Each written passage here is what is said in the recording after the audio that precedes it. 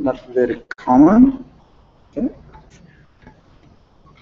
أعوذ بالله من الشيطان الرجيم بسم الله الرحمن الرحيم اللهم اغفر ذنوبنا اللهم ارحمنا اللهم ارحمنا عجلينا اللهم أرنا الحق حقا وارزقنا اتباعه وأرنا الباطل باطلا وارزقنا اجتنابه وصل اللهم على محمد وعلى آله وأصحابه وأتباعه وسلم ربنا اغفر لنا وارحمنا وأنت خير الراحمين آمين والحمد لله رب العالمين. So the first table we started last week depicting the reality of the world of the heedless people's worldview. We will see whether we are in this category or in the following category, hopefully. And is it really true or not? Do we really feel it? Or is it just a claim? Is it really correct? So we have to open up ourselves. Now we studied the first 3 lines, now the 4th line. If you say being, it means in the eye of the heedless people, being, I dressed in it, which means I am, I exist. I experience my being. Everybody does. Whether you are heedless or you are careful about the meaning of existence, regardless, everybody experiences being. So are we aware that we exist? Have you ever thought this morning, since you woke up, example, not in person, have we ever thought of our being this morning since we woke up? I really exist. I didn't. So for my part, my failure is this: I didn't really experience that I really exist. But when I think about it, or if someone reminds me, I say, oh yeah, I do exist. Okay. Now, alas, it was non-being. I suffered much. Now, it was non-being. Well, I experienced my existence, but this is a kind of introspective analysis, looking at yourself. Yeah, maybe just opposed to what you are doing professionally. Out. No, from yourself, in your room, you woke up in the morning, okay? You made your wudu and prayed and said, who am I? What am I doing in this? Whatever you do, doesn't matter. But first, we have to identify ourselves. We have to know where we stand. In where? Not in political arena, but in existence. What's my position in existence? What am I located, or where am I locating myself in existence? So if we are heedless, of course, we will see the opposite way of analyzing the same things. But heedless means not paying attention to the meaning, the signs in the creation. For me, just none of my business. Here I am, I have got my room, I am happy, and the breakfast is ready. If not, I'm going to make it. The kitchen is full of food, and the refrigerator is okay. Most of the case, not all the case, but most of the case. So I don't care about my future, not where the future. I will try to enjoy myself until I die, okay? And try to make most of my life. That's heedlessness. It means not thinking deeply the meaning of existence, but paying attention to only existence. That I exist. That's my life.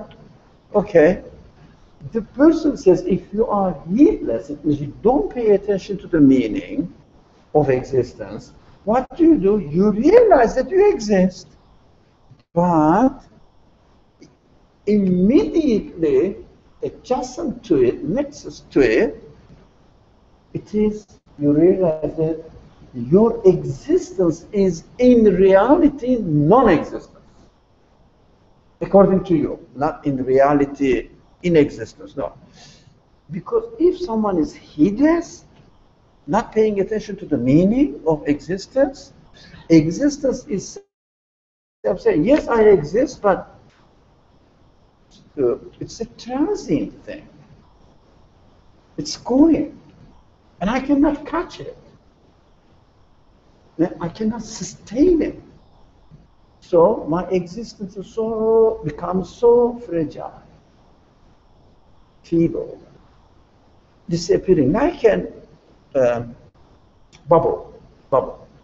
You think that there's something there? No. Like a bubble, it's artificial. Why? Because of heedlessness. But of course, we are not talking about how we should become not heedless, careful, or have this guided to the truth, whatever the name you choose.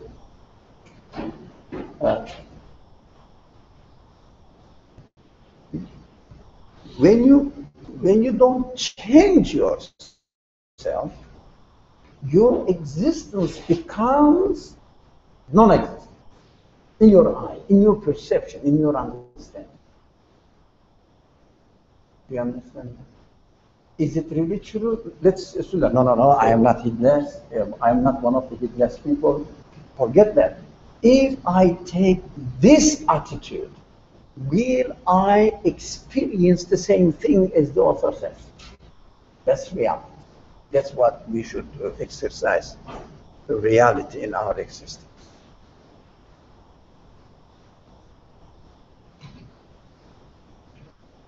Yeah. So, do we agree with this? Okay, do we agree with this? In the eye of the heedless people, existence, when they think about it, immediately becomes non-existence. Can we not say heedless people? Can we say we all have the capacity and we all go through these periods even in a day? Yeah. Because it sounds like we're labeling people as heedless, and I'm mindful. No, we are. Think about it for yourself. When I don't pay attention to the meaning of existence and extract something, come up with a conclusion, in reality, don't use artificial religious terminology. Don't cheat yourself. Say, no, we believe in the Akhirah, Allah will give us paradise. That is just external information, doesn't help you. Within yourself, what do you feel? What do you really experience within your own self? So the author says, if you take a heedless attitude, you will find that although you exist, but your existence is almost like non-existence. Because, who will complete the sentence? Because, sorry? You're not recognizing your existence. No, you recognize that I exist because it becomes almost non-existent. Because, very simple. You're not connecting yourself. No, it is meaningless. Ultimately, you will connect that you are expected, But what we are doing now, we are experiencing within ourselves. If I take the attitude of heedlessness, my existence becomes almost non-existent. Because it is, you said, you cannot keep it. It's going. You cannot keep it. Either today or tomorrow. Definitely you will disappear. Yeah? So, because you are not, you are being heedless. Let's put it in this way. So, heedlessness is something unbearable. Why? The author says, I suffered much. Now, it's a personal experience. We have to experience this so that we will value what thinking of the meaning of our existence is. Really, how valuable it is when we really take our existence seriously and think about it, what it means to exist. How come we exist? Maybe related to this, like when I talked to one person before, and they were talking about how big the universe is and how we're very small compared to it. That also, in their own words, made me feel like I was nothing. It made me feel like I was nothing compared to just how big this universe is, and I'm just a speck on a speck on a speck. Okay. Just that also may make you feel like, what am I? Like, No. I'm nothing. I understood that. Maybe I may be as big as a galaxy. So what? We are here. We have to learn this. Being big or small is irrelevant, because our capacity, human capacity, is at least, no more than this, as huge as the universe is. Our body is small, it doesn't matter. My capacity counts, not my body. The size of my body, most of the American people are 2 to 3 times as I am. So do you think they feel a little bit better off than I am? No.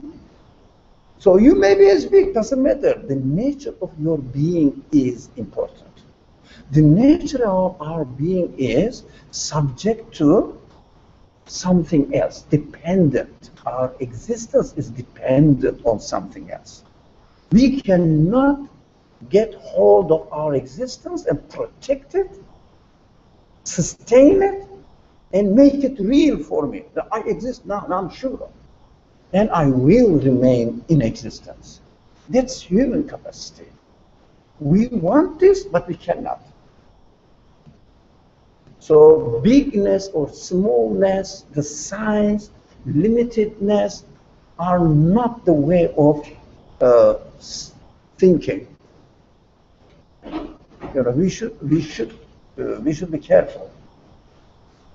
So, for example, if someone says, God is huge, I am nothing, it's not the way for realistic thinking. Okay. So that's you found it. It's the first time I think we're coming here.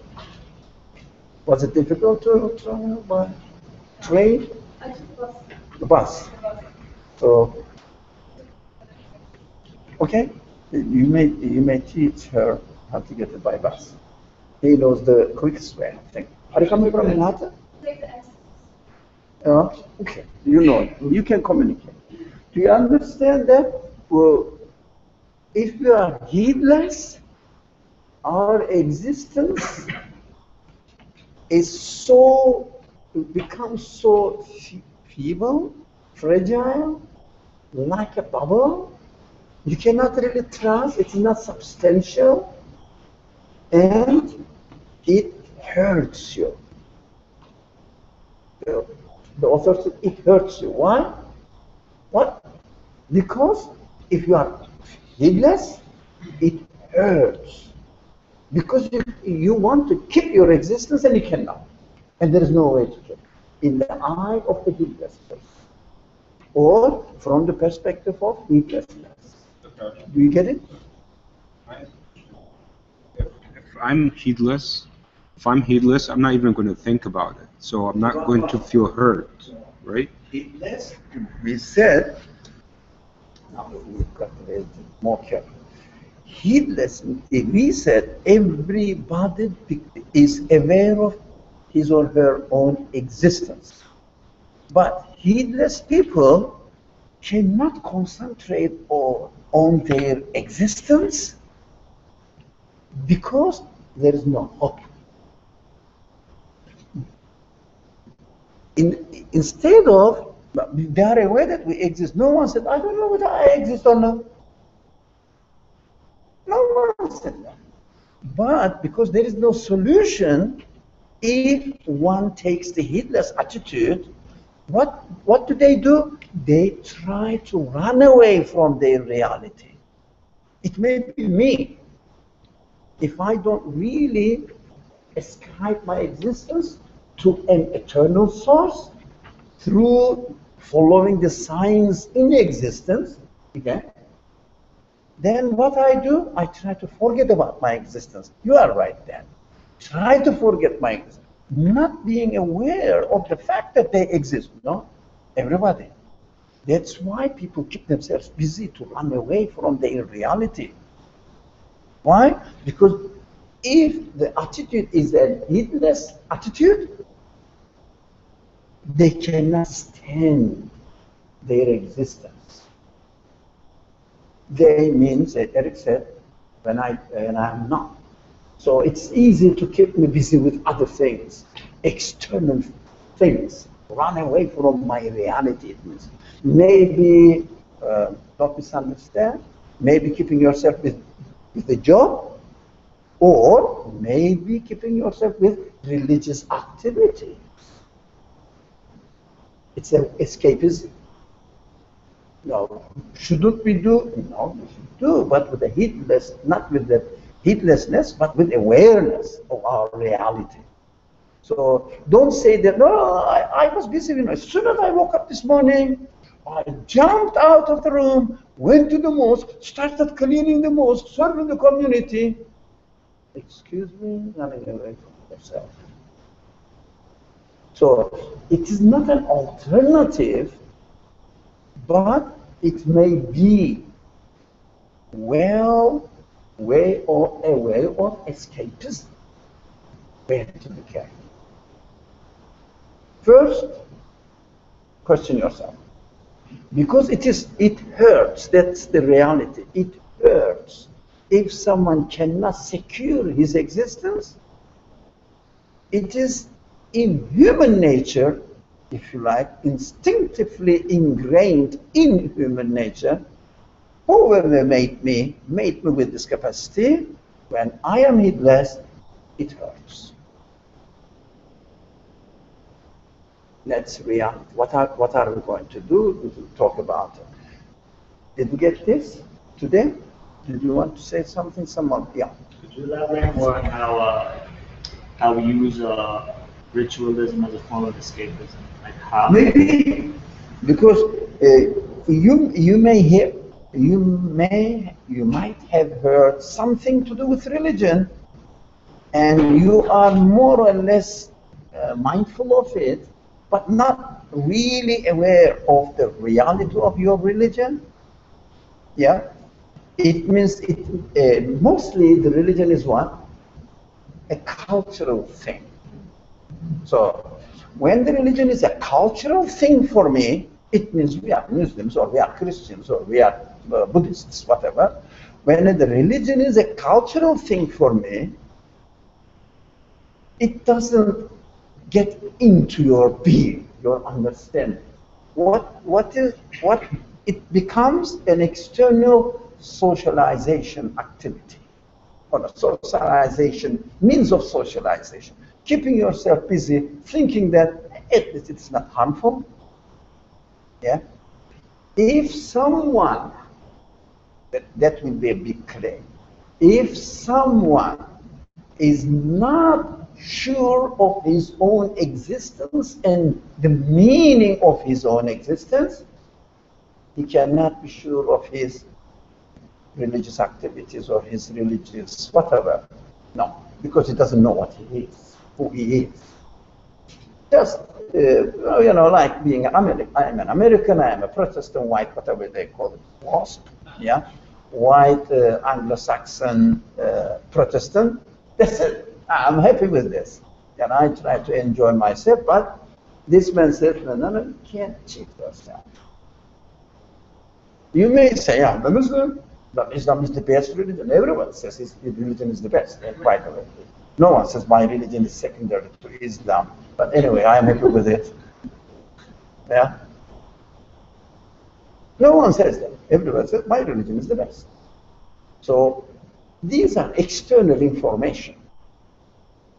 It should start from your own beings, from your own reality. We have to think, who am I? What does it mean for me to exist in this world? Why do I exist? If you start from here, everything will be settled down in your conclusions. So you know what you are doing now. You know why you are doing what you are doing. Otherwise, it may be mostly people, if they are helpless, if they have no security in their life, what do? They escape into either charity organizations, yeah, volunteering, religious activities, external. But not everybody in the charity organization is like that, not at all. But it may be a means of escapism from your reality, because we cannot face our reality if we have not found a solution for explaining the meaning of existence for myself and making, in an explanation, making it secure, making your existence secure. I exist because of this, and my existence, it means this. You have to have the explanation. And then you start feeling secure in yourself if you can, if your understanding, explanation is enough. But what we usually do, we usually take the shortcut. Say, okay, God created me, that's it. He will take care of me. Okay, now, it doesn't mean that I explained my existence. Maybe, may not be. I have to start from scratch. I shouldn't borrow from cultural sources to explain my being without experiencing it within myself. That's the foundation of everything. That your religious stand will start making sense if you are sure of yourself, if you explain it in the right way, or in a satisfactory way for you. But don't run away. Don't use religious culture as a means of escape. So I suffered much. Okay. Now, we will have the same pattern of thinking. If you say life, now from existence now, we can take life. I am alive. Yeah? I am alive. I have life. Okay. I tasted it.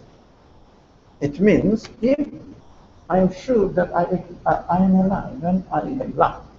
So, of course, apart from existence, now addition to your existence, your qualities, you become aware of your qualities as a living being.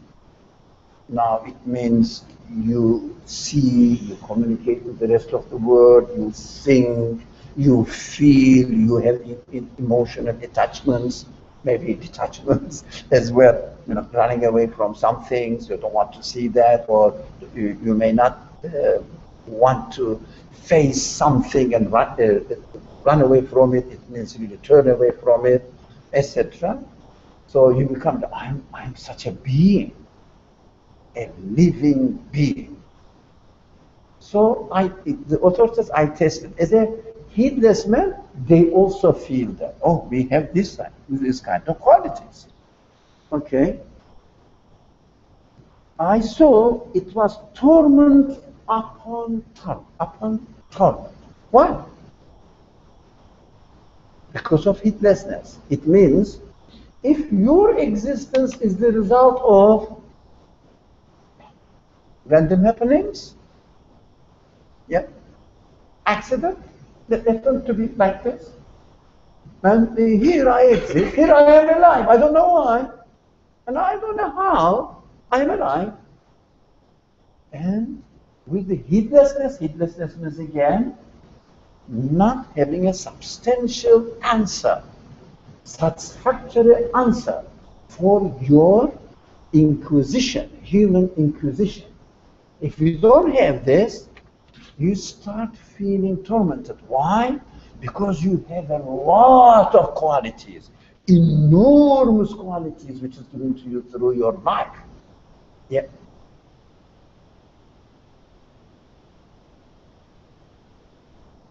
Through your life, given to you through your life, and you know that they are subject to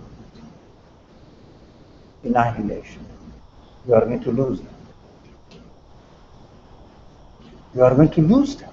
What happens? Think about yourself.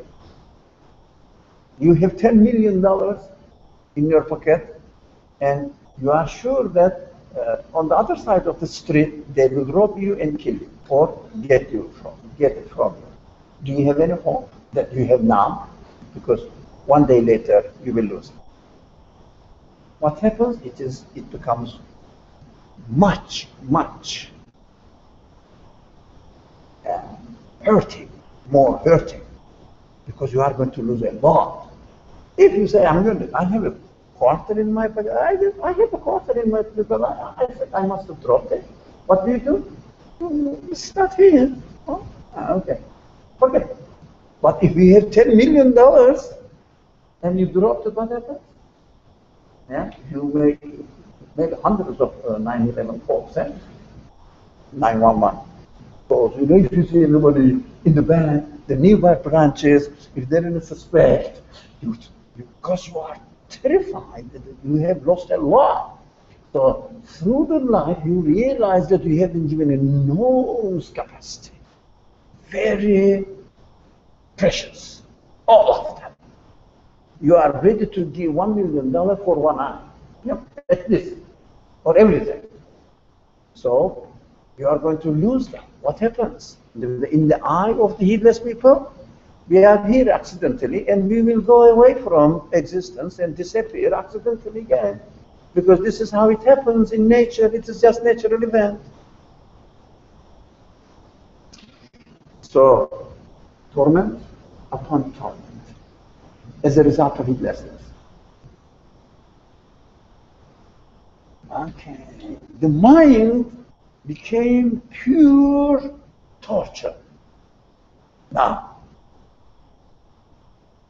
the more you think, the more you are aware of all these, the more torture you receive. Why? You are aware of it. If you didn't know that you had something and it is gone, it doesn't matter, you are not concerned with it. But mind is very important for human beings. Mind reminds us of reality, human mind. You cannot escape from it. So it becomes a means of, one condition we should never forget is heedlessness. Means of what? Torture. What we do, we don't want to think. We don't want to use our mind. We try to escape from it, not to use it. Or cheat. No, it can't be true. But the mind says, no, this is the truth. So mind becomes pure torture. I saw permanence to be tribulation. Tribulation is something again, you don't want to, you don't want to be in the tribulation. No. So, also permanence. The translation is difficult. I'm not blaming the translator. The translation is difficult. The permanence becomes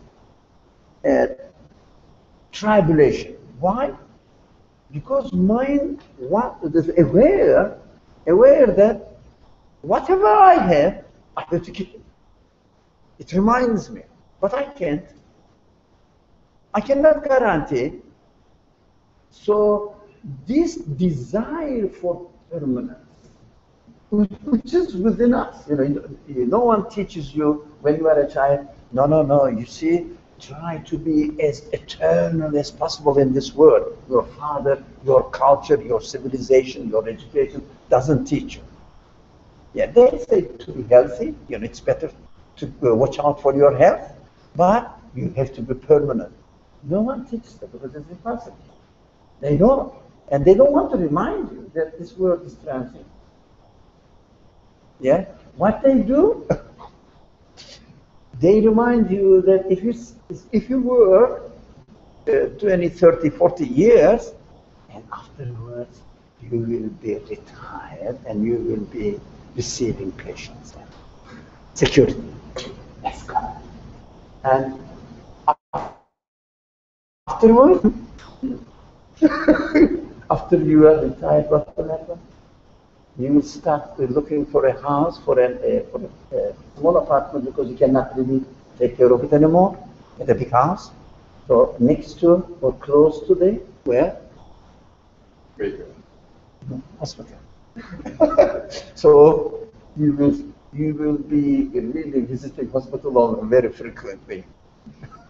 So and then they will take you to the bed. They don't say this. They say you are going to be retired. You may have a work too with retirement money, and you will enjoy your life now. You won't have to go. You will not have to go out and work. You will be just resting. They say at home. They don't say you will be resting in the graveyard because there's no answer. That's the best case scenario. So it's the best case scenario. What will happen after? Now we are thinking of the view or the vision of that Iblis. Yeah. So it's the best case. That's correct. Yeah. So mine became pure torture. I saw permanence. We understand the desire, innate desire, instinctive desire for permanence to be tribulation. That's my problem. How can I do that? I cannot kill myself.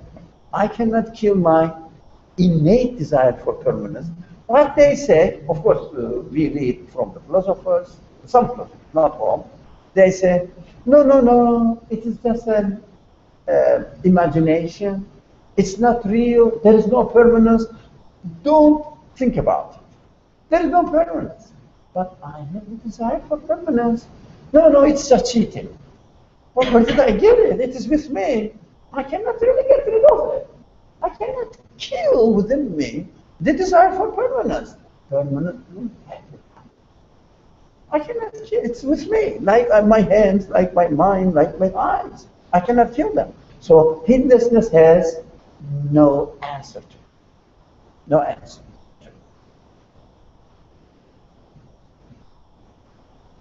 So deeds became pure hypocrisy. That's a very big thing. Deeds became pure hypocrisy. Oh man, we have to study psychology.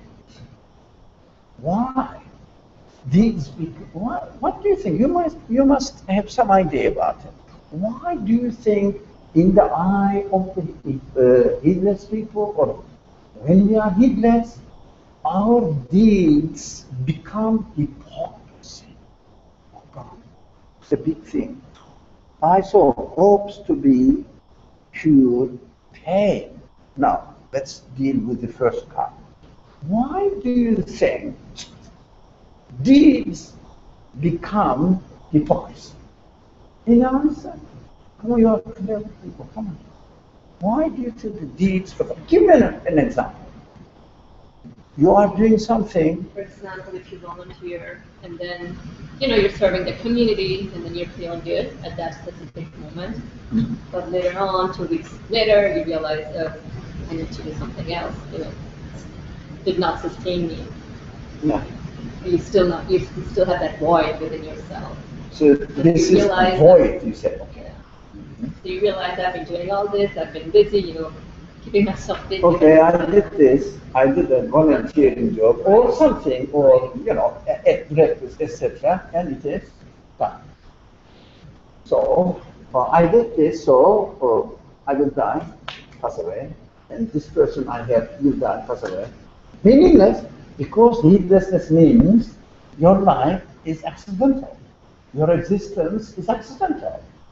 So whatever you do in order to enjoy yourself, but I cannot enjoy myself. And what I'm doing? I'm cheating myself. I am cheating myself. But do you realize that, for example, what they do? Extreme example. Not that everybody is like this, but they say, I'm going to build a hospital, and in the hospital, the poor people will be treated, etc. They will enjoy it. And what am I going to do? I will die. Yeah. But I want permanence. There is no permanence. Okay, I will make a statue of me and put me in the entrance of the hospital. So the statue will enjoy the permanence, not you. Don't you know that it's hypocrisy? You are cheating yourself. It's not really that you can really trust in it. Do you become a permanent person if you think that your life is accidental? So all the deeds, not only the charitable works, not only the volunteering, not only religious activities, whatever you do, even you're sitting here and eating something now, what am I eating to enjoy myself? As soon as I enjoy, it's gone. It's not fulfilled. Not fulfilled, yes. Yes, because the expectation is to have eternal happiness, to be with you, but there's no way to escape from it. You know that it will go. It will go. Yep. It will go.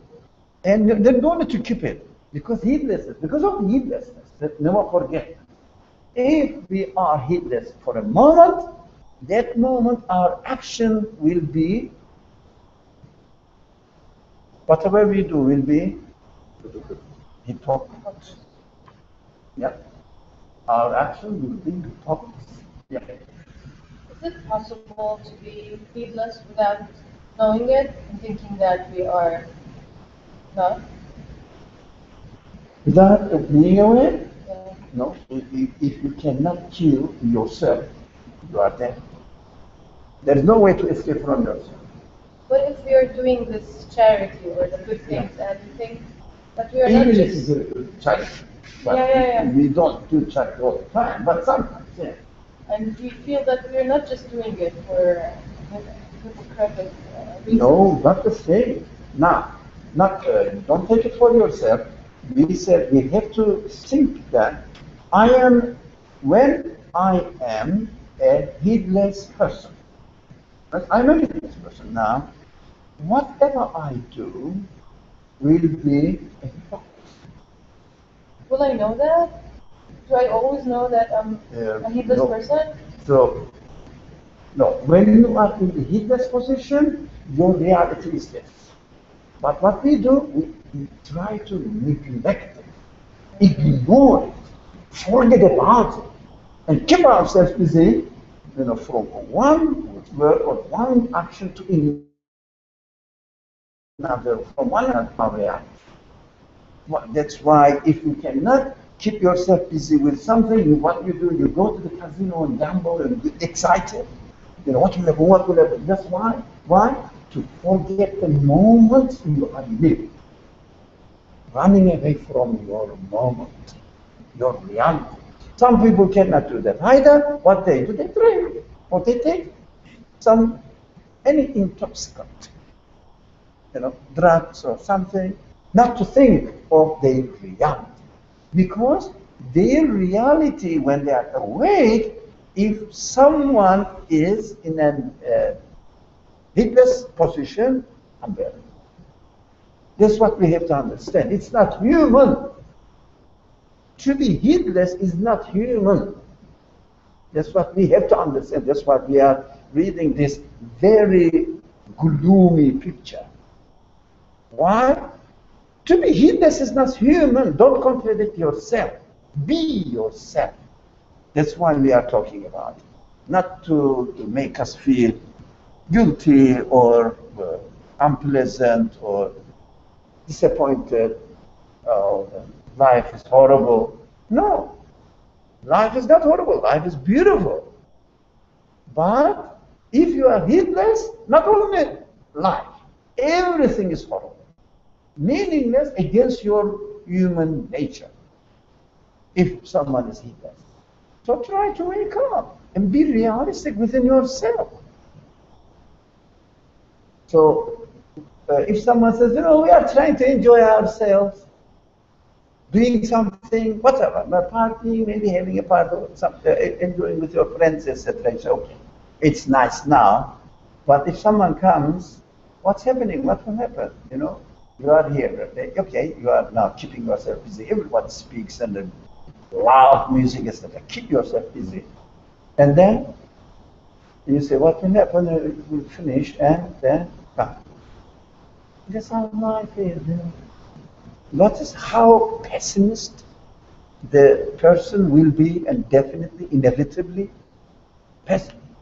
It will go, finish.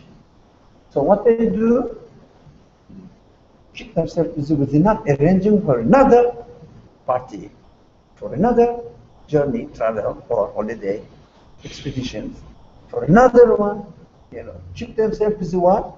With the pictures that they had last summer, and the programs that they will have next summer, keep themselves busy, run away from their momentary reality. This is just cheating yourself. Everything becomes not real, but hypocrisy. That's how it is. We have to understand that we should never be heedless. So, but Charlie, don't you feel that it's very tiring? Yeah. Feeling that way all the time? Yes. I mean, I want to go home after a long days of work, watch something that's meaningless to put my mind to rest. And I know it sounds bad, but yes, it does.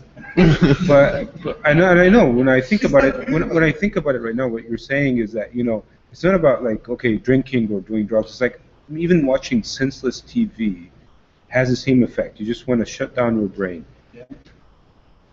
But after a long days of work, I need that. I need to feel like it's just overwhelming. Shall I make a joke with Egyptians? Go ahead. Never stop you. So you can turn your, I don't know, whatever the gadget you have, listen to the Quran and beautiful melody and music, and do the same thing, intoxication. So what we should do, get rid of heedlessness. Attach your being, your life, your human values, your mind to the source of their existence, and be with the eternal one. But that's my point. Isn't it tiring sometimes? What's just tiring? Thinking all the time. It's tiring. Do nothing in the wrong way. Don't lose yourself. Face your reality. Face your reality. How beautiful you will feel if you really understand that your reality belongs to the absolute one. The problems. Let's be brave, all right? Our belief in God has no real base, because we don't really see our existence completely, totally attached to the existence of the eternal being. For example, your mind, your hearing, your seeing, your tasting, everything is just a representative, just a reminder of the eternal source of those qualities. So when you eat something and you enjoy it, for example, when you enjoy it, you say, my creator of this power of taste is just demonstrating a small example for me that he is the source of existence of all absolute tastes. I belong to him. Then your life becomes real because you founded your life, your existence on an absolute being who is the provider of your existence, provider of your life, provider of your qualities.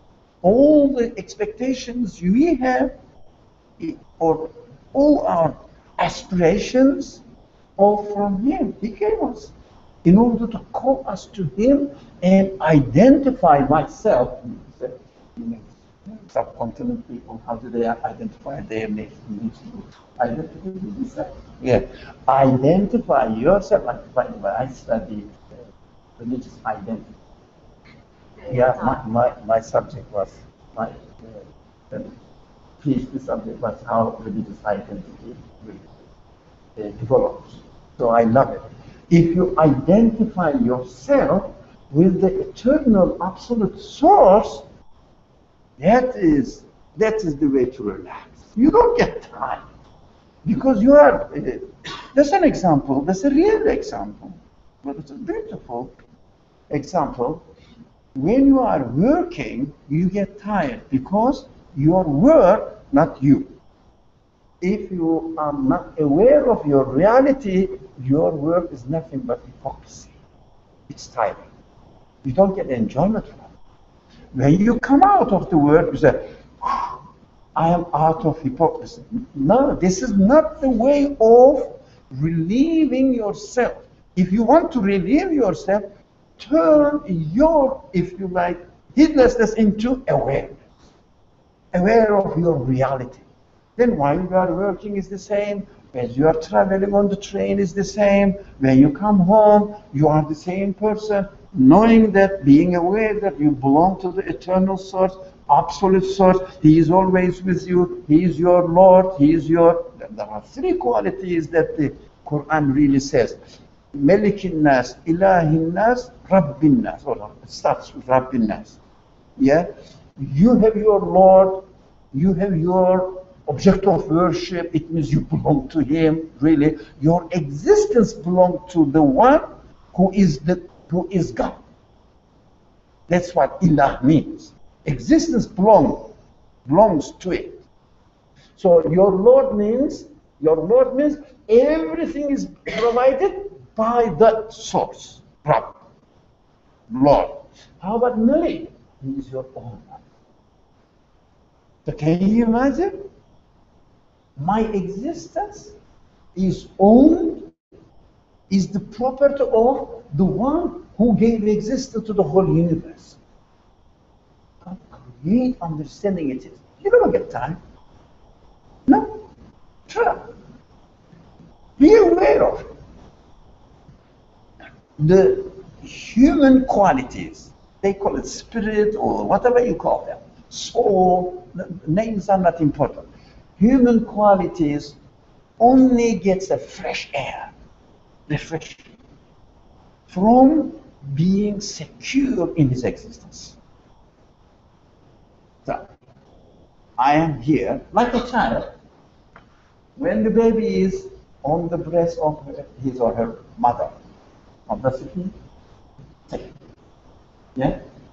When you hold it, secure. Yeah. So if you leave it alone, screams, wants to be in a secure place. So this is an example. When you are aware that you are, if you like, that's an example. Don't go into anthropomorphism. On the breast of your Lord. He's taking it. He gave you the existence. Yeah? You belong to him, and the milk is next to you. Whatever you need is there. You are being taken care of by the one who really takes care of everything, who's the one who owns the universe. So he is my God, he is my Lord, he is my owner. And I'm copying it from if you establish these three aspects of the same God, three qualities of the same God, then you can make an internal analysis. Something comes from inside and says that, don't forget about God. You say, okay, no, forget about the object of your worship. It means you belong to that one. Forget about it. Enjoy your life. How can I enjoy it? All my actions will be hypocrisy.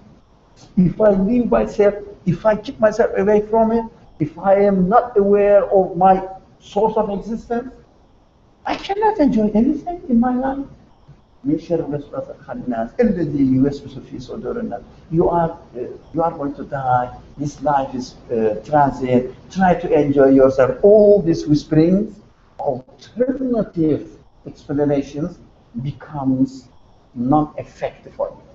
But the condition is being aware of your Ilah, God, being aware of your Lord, God, being aware of your Malik, who owns you, who administers you, who takes care, who is really responsible for your being here. Yeah. So if you are aware of it, then none of the, from inside sometimes some negative feelings, urge say, this life is really not worth living, it is horrible, meaningless, what am I doing here? You can seek refuge with these three qualities. This God who has three qualities for you. If you don't have these three qualities, no way. You will bound to be defeated by these whisperings. But it comes to you, it's an alternative. It's with us in order to make the decision. It's an alternative. Will you go this way or that way? Will you really choose to go this way or that way? Which one? So this alternative has no base. This will say, your life has no meaning. You say, no, it must be. Must be, but the requirement or prerequisite is, what is the prerequisite? To be aware of your source of existence. Who is taking care of you? Who gave you your desires? You will ask. I want to be eternally happy. Who gave you this desire? Your mother? While you were a baby said, no, you are here to be eternally happy. No one can say that, because no one can guarantee by themselves. Yeah, they say, you will grow up, you will be younger, and you will get married, and leave me alone. Oh, I can't ask you. Suddenly turns in despair. Why?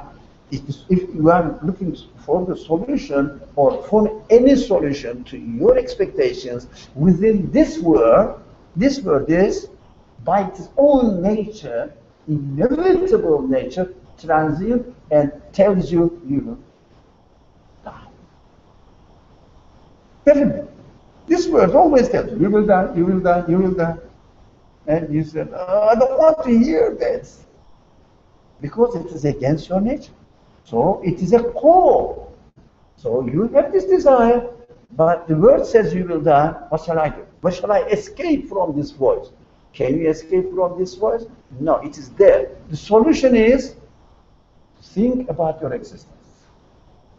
You have to find out the source. You don't run away from it. Running away is not the solution. But we keep running away. Mr. Parent, I do that. Not only Ihab, I do that. I do that. Okay.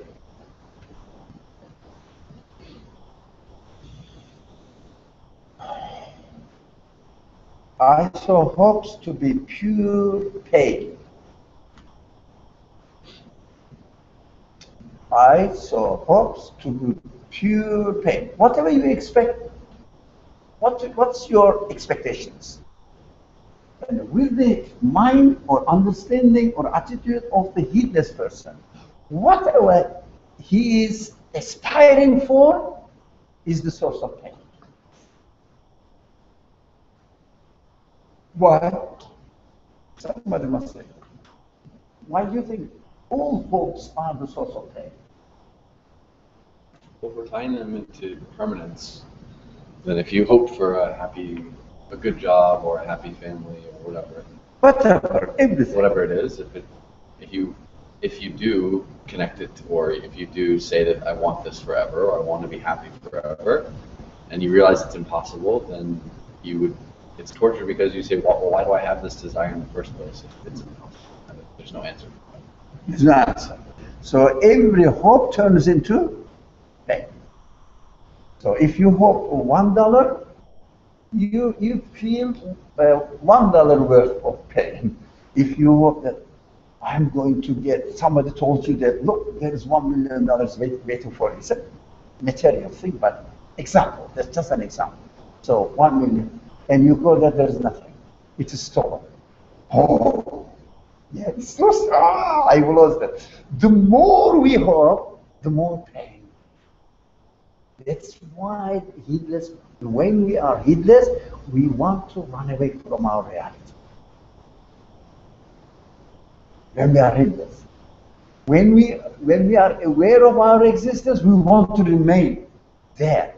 So really consciousness, which is called God consciousness, if you keep awake your God consciousness, then you will want to remain there, because as soon as you neglect it or it slips away from you, you start feeling disappointed, despair.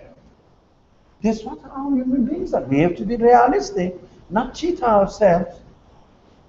Yeah, we are religious people. Huh? Yeah.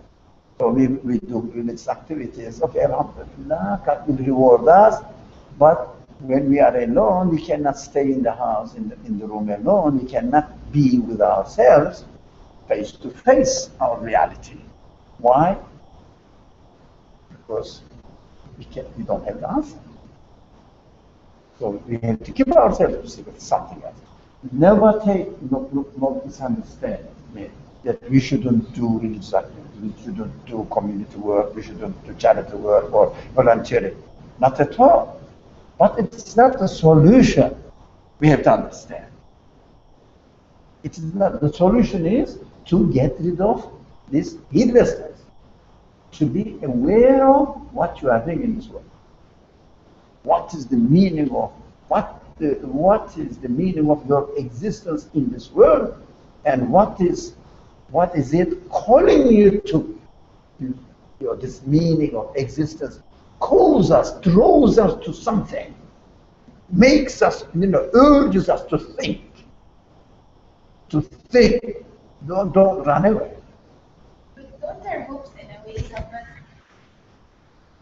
solidify our own idea of our existence? Like, I don't know how to explain this, but maybe like having certain hopes or certain ideas that someone wants to achieve is not necessarily escaping from reality, but trying to solidify this reality in a way. Okay. We look for it. We are in need of it. That's correct. Correct. Can you get really satisfaction from the action that you do without attaching it, being aware of the absolute creator? Can you really get satisfaction, or just try to give it a temporary color of relaxation? If this, I am not doing wrong. I am doing something good. That's correct. That's correct. Rather than going and killing people under the name of war, but making an excuse of the war. I don't know what they do there, but they kill people. I think they love them. I think the most wicked thing in the world is just war. Declaring war and using the weapons and consuming the weapons and the, how do you say, encouraging the weapon industry. It's a big money. So some people may do it, not everybody. People don't know what's going on exactly. They'll say we don't want war or we are protecting our honor or something. They make up. Well, rather than doing all this kind of ugly things, go and do some charity, but this is not the solution. Because human beings need, or we are made, if you like, hardwired with the desire for eternal happiness. And eternal happiness, eternal security in my existence. If there is no eternal security, it is just, keeping myself busy. But this is the better way of keeping yourself busy. For some people, keep yourself busy with doing something nice on the bed. Okay, but it's not the solution. We have to know that it's not the solution. We have to be aware. Sometimes you could, I guess most of the times you're hoping for eternal happiness or trying to connect to the eternal source, but you don't see it. You don't see the sign. But there is a way of saying that. You cannot see it or you can see it. Excuse me. So you can see it, but you you may not see it.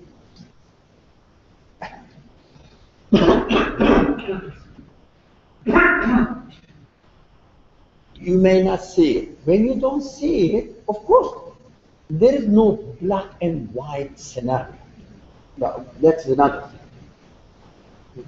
We used to say there is no 100% heedless man and 100% watchful awareness. This is impossible. 1% heedless, 99% aware. Or 99% heedless, 1% aware. There is no black and white, absolutely black and white. There are many reasons to explain this. I don't want to go into details because the prophetic teaching is so, how do you say, I wouldn't say mysterious, but it's so that you can interpret this way or that way, open. So I understand from there that there is no 100% black, 100% white scenario. So what we have to do is just to understand which one is correct. Heedlessness is correct, or awareness is correct, or consciousness is correct, or God consciousness is correct. And then we will find out ourselves in the middle of somewhere, either close to that one or close to that one. If we say that heedlessness is wrong, what we should do, we should try to escape from it and get closer to the not consciousness. We are doing here a theoretical analysis. In reality, practical life, we have to look for our practical life. Where am I? How much I am aware of this reality? So practically, you have to, well, you and I, everybody will go home and say that, do I really pay attention to this? Am I really aware of my reality? Am I really aware of what I am doing and why I am doing this? Yeah. How do I see my own self, my own existence? Which where I am closer to? Which pole I am closer to? Now, the heedlessness pole or awareness pole? Which where? So I have to try my best to run away from heedlessness because it's not a solution. It's not a source of any pleasure at all. But go to the other direction, try to do it because no one can change overnight. It's impossible. It takes a process, of course. That's why we are given a long life.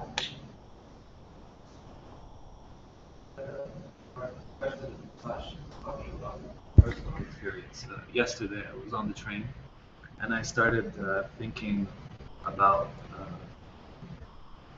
a little bit thinking about these kind of questions.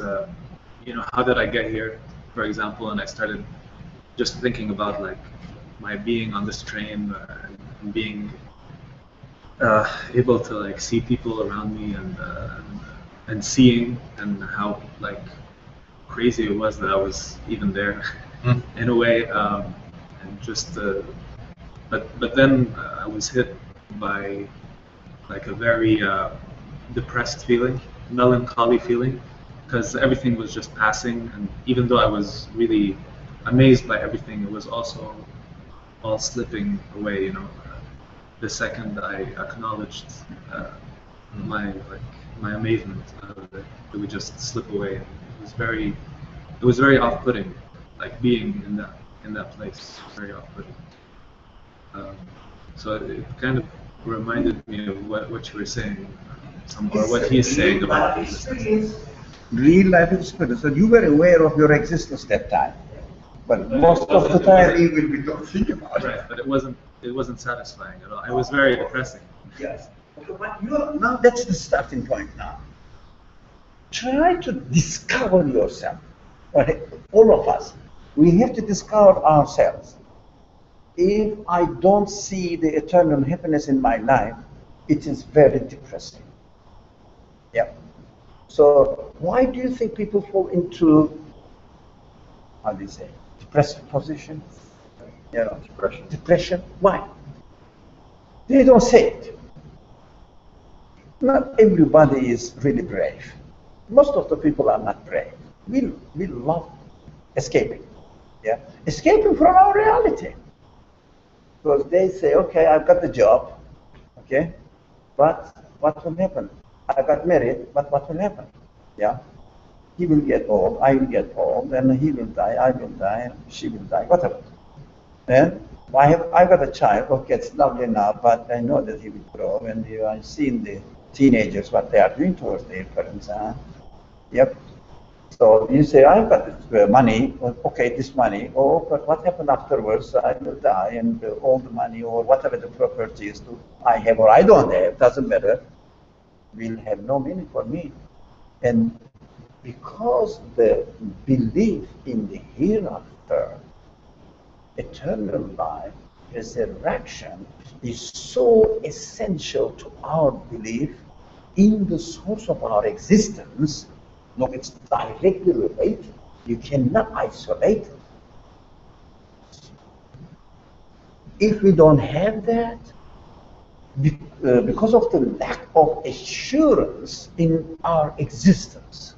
Look, if someone doesn't believe in the hereafter, in most of the cases, it is because he is not aware of his source of existence, cause of existence. Where does it come from? Where does it come from?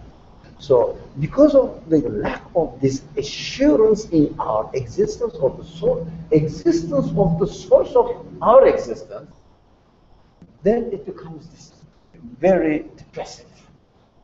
That's correct. Most of these kind of illnesses that the people say, that the psychological disturbances, whatever, if it is not biologically caused, it may be chemicals, blah, blah, imbalance. I understand that. But if it is not biological cause, because of the lack of awareness or consciousness of their source of existence. Because they cannot attribute themselves to an absolute source, and it is against their nature. You cannot go against their nature and be happy. You cannot go against your nature and be happy. Your nature is the way you are created. Because of the lack of a better word, I say nature. It means in Arabic not tabi'ah but fitra. It means your fitra, the way you are created. Right? So no one can be happy by doing something which contradicts which contradicts the way he is created. It means it's called something conscience. Yeah, it means your heart or whatever the name you use for it, doesn't matter the name. You have something which cannot accept, we cannot bear. So that's why if we take an contradictory attitude towards our own nature, be careful, I didn't say towards contradictory attitude to religion. Why?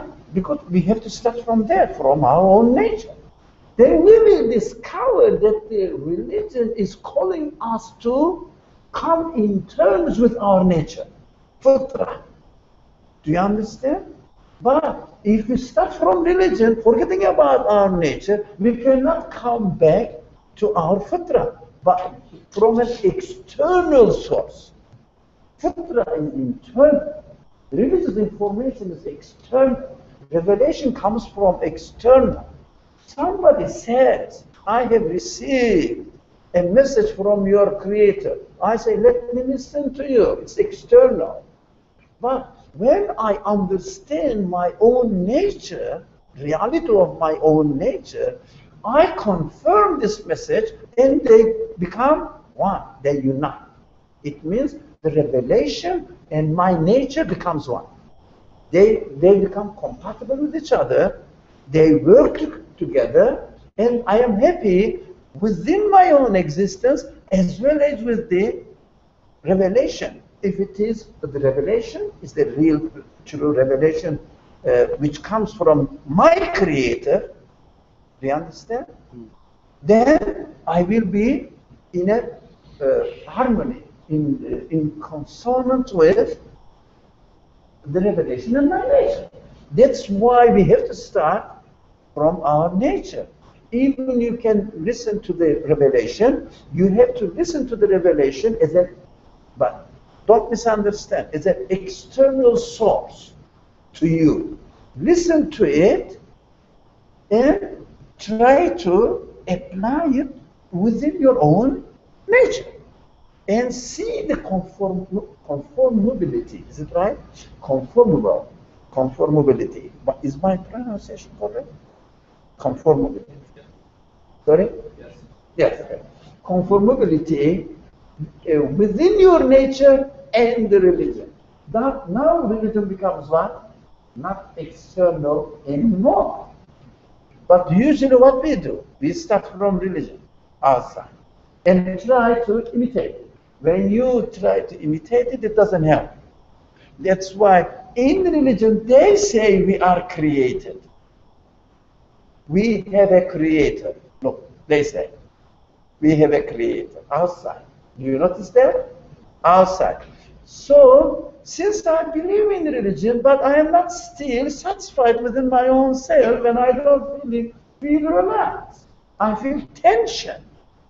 That's why the solution, if you feel and you felt an experience, daily experience, everybody experiences that.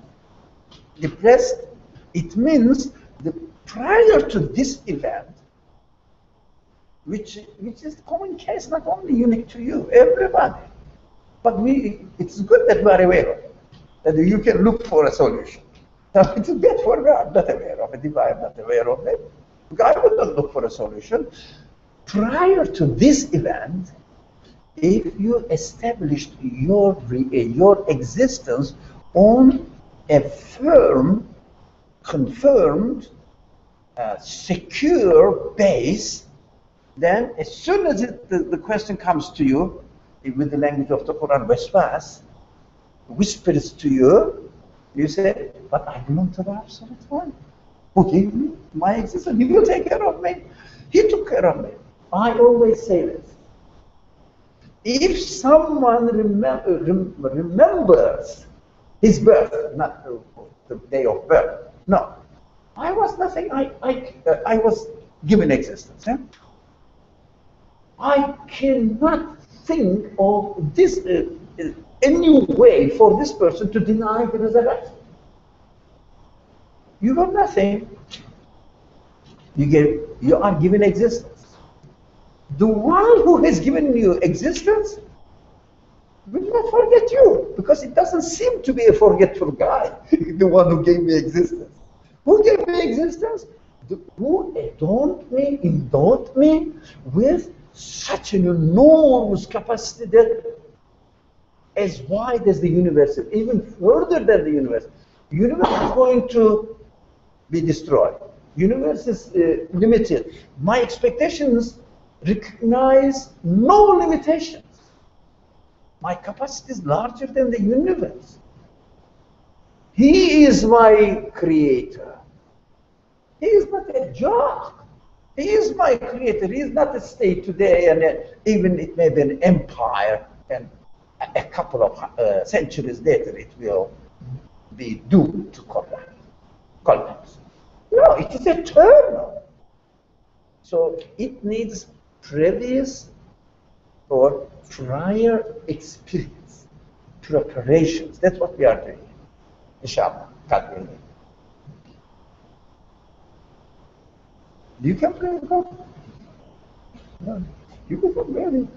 Okay, we have to find a place, inshallah.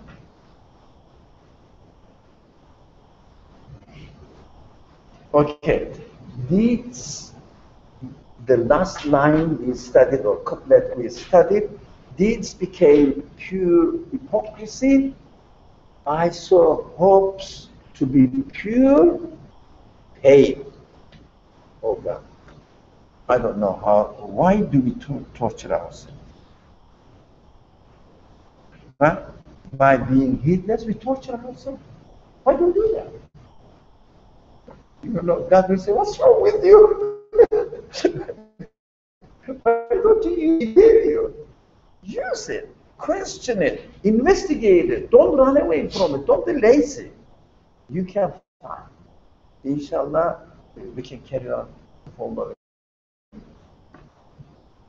Is it possible that someone is completely aware of their existence at every single point in time during their life, in the sense that there are so many distractions, I feel like, whether it's job or school or friends or family, there's always something going on that maybe you may not really focus on what you're doing at any singular point in time. I don't know if I'm making sense.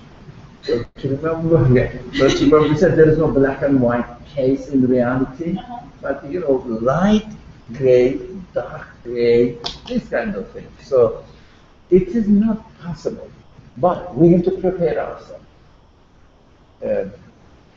We have to think of our own reality, prepare ourselves. Whenever this idea comes, the question comes, or disappointments, despair, and depressions, this kind of idea comes, and I've got my answer.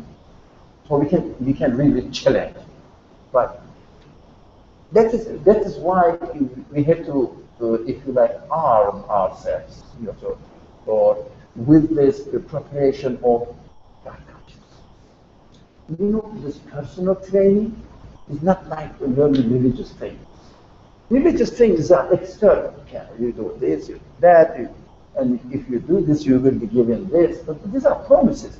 You know, if you do this one, you will be given paradise. But do you really feel paradise within yourself? Yeah, you have to. Otherwise, it will be, well, they told me if I do this, they will pay me.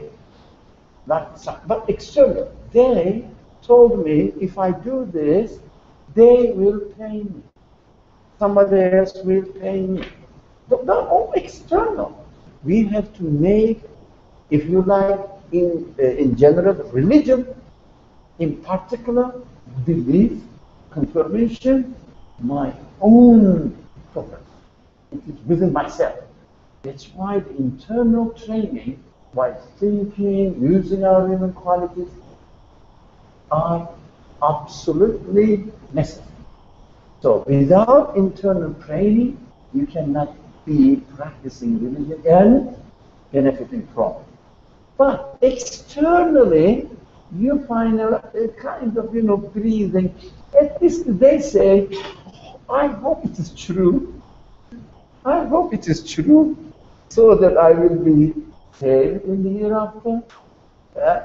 But while you are living in this world, doing the things whatever you do, experiencing your life, can you feel it? That's complete. For example, while you are performing, inshallah we are going to perform now double prayer, okay? Don't pray. You understand? While you are performing your prayer, there are two ways of experience. One is, I am going to do my religious duty, God will pay me, paradise, something in the hereafter. Let's look external. While you are praying, you feel the presence of God and experience the paradise, the reward in the action of prayer. So no one can be in both sets 100% either here or 100% there. But we have to, if you like, encourage ourselves, not pushing, but smoothly encouraging ourselves towards making religion internal, so that the external implications of religion becomes meaningful for me. When I am praying, if someone says, you are a good practicing Muslim, mashallah, so you will be rewarded with paradise, you say, that is my Creator's business. I am already experiencing paradise while I am praying. Because the prayer means being in the presence of God. So you, if you like, reconsolidate your connection, your contract of your existence with your Creator, by Allah. That's enough. That's enough. He will reward you paradise, bonus. Yeah? But if you base your expectations on the external promise, if you don't experience it within yourself, you are hopefully, but not sure. They say, well, that's okay, yeah. Because the alternative is so horrible.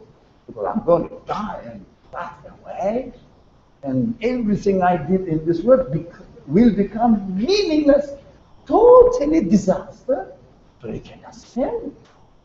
So you say, well, let's be on the other side. Be hopeful. They say be optimistic. Optimistic is hoping something external, not internal.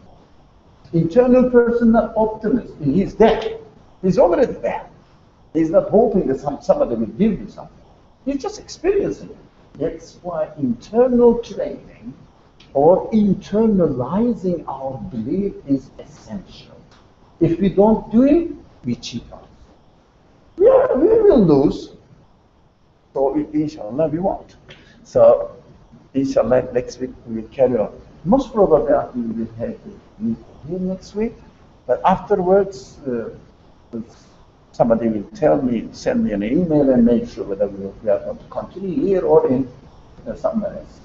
Bismillahirrahmanirrahim. Subhanaka la ilma lana illa anta innaka antal alimul hakim. وآخر دعواهم أن الحمد لله رب العالمين